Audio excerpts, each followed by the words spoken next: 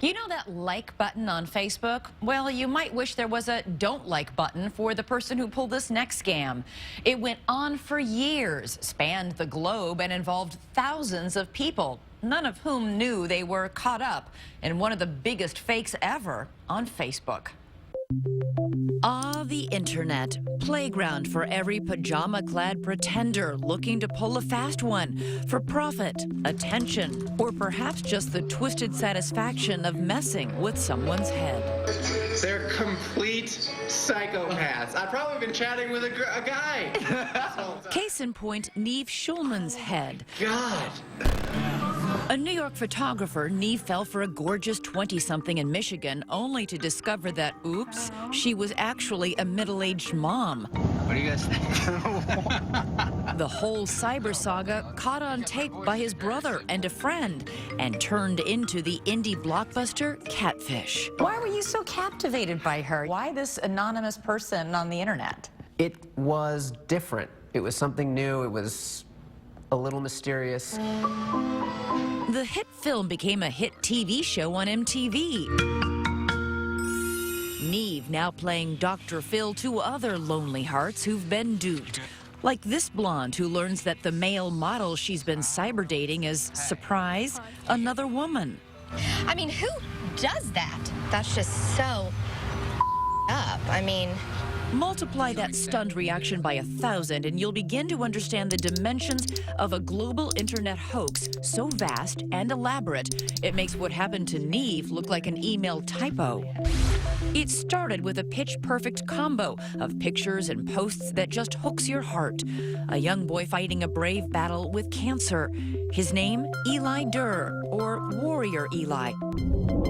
Taryn Wright from Chicago stumbled across the story through a friend. I think he had 3 different types of cancer at one point. And how old was he? He was about to turn 6. It's a lot of cancer in a short amount of time. The internet had been humming with his story for years. Cancer support pages on sites like Alex's Lemonade Stand. The storybook family hailed from Saskatchewan, Canada. Eli's dad, a handsome Mountie, of course.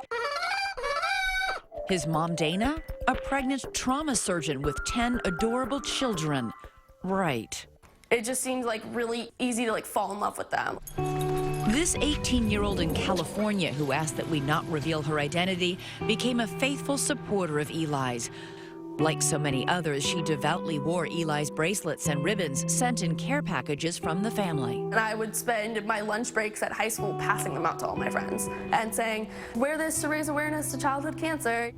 Then, out of the blue, a heartbreaking Mother's Day post that would send Eli's dedicated followers into mourning. J.S. Dirr solemnly writes that his wife had just been hit by a drunk driver. She survived just long enough to give birth to their baby girl.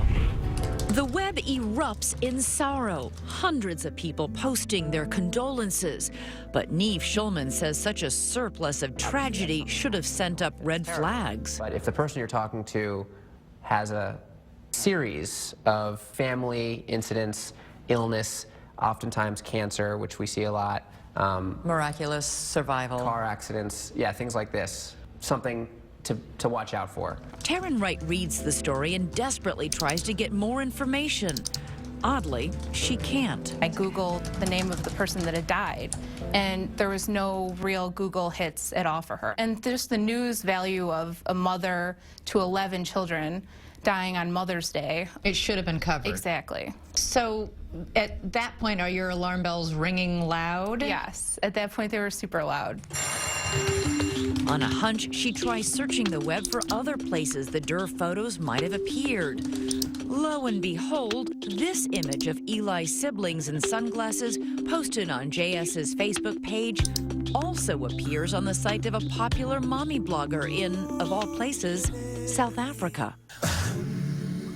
So you contacted her and said what? I said, hi, I'm Taryn Wright from Chicago. There was an email saying, I think that your pictures of your children are being used by somebody. And as I clicked more and more, I just saw more and more photos. Photos of Tertia Alberton's kids, Adam and Kate, identified as the Dirr children, Jude and Lily. And not just once. I probably discovered over 70 images of my children. But it wasn't just Tertia's photos that were lifted. The entire Dirr family, the birthdays, the memories, all of it was fiction, stitched together with purloined photos from various unsuspecting uploaders. Pregnant Dana? She's actually a photographer from New York. The sweet and brave little Eli? Those photos belong to Jenny. Her son Adam is a healthy kindergartner who, thankfully, never had cancer. And Eli's dad, the dashing Mountie JS? Hello? Hi, it's Elizabeth Vargas. Come on up. Thank you. Well, we found him not on horseback in the Canadian tundra, but in an apartment in New York City. Just a few blocks from ABC News. His real name is Ryan. Hi, Ryan. Hi, Elizabeth. And it turns out he has very little in common with his alter ego, JS. So just to be clear, you're not a Canadian Mountie. I'm not a Canadian Mountie. And you don't have 11 children. Do not have any children. Back in Chicago, Taryn Wright has unraveled a decade-long deception. But it's the victims who will hand over the most crucial clue. Remember those rubber bracelets and the care packages? Well, the return address wasn't from Canada, where the Dirrs said they lived. It was from Ohio. Because of JS's top secret canine Mountie job, he couldn't His top secret canine Mountie job? He apparently had a sister in the United States that would send this out for the family. How convenient. Right. And who was this sister in the United States? The sister's name was Emily Dirr. But unlike the fake family she created, Emily Dirr is real. This is the mistress of deception right here, in the sweatshirt, munching on a snack outside her parents' house in Ohio. Emily Dirr declined our invitation for an interview through her attorney. She's not been charged with any crime.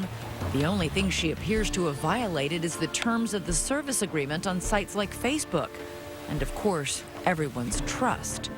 She did, however, offer an apology to the internet community that she betrayed, which Taryn posted on her website. Why would somebody do something like this? Why would she make all this up? She didn't profit from it. She did not profit from it. I think that she must have had, the attention must have kind of been addicting. People who do this, I think, justify it by saying, okay, I know I lied, but what's important is that it was still me. But do you buy that? Do you buy that this is a victimless act? A victimless deception? There's absolutely a victim. To share intimate details of your life and feelings with someone who's deceiving you is wrong. No one should go through that. Do you think we're going to see more of this kind of phenomenon? Absolutely. So long as we're not looking people in the eye, face to face, there's always